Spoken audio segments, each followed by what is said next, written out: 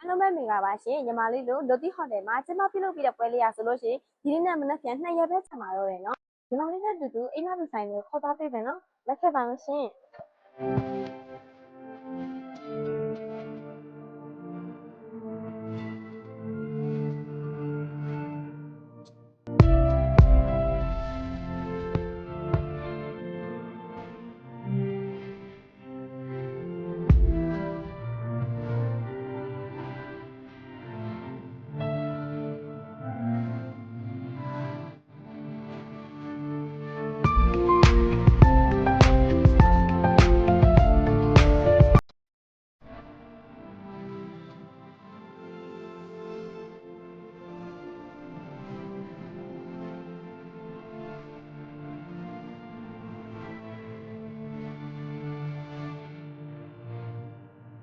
စိန်ဝဲမှာလားဒါမှမဟုတ်ရွှေဖြူလားကြောက်တယ်လားဘာပဲဝယ်ဝယ်အေးမြသူနဲ့ဆိုစိတ်အေးစေရမယ်နော်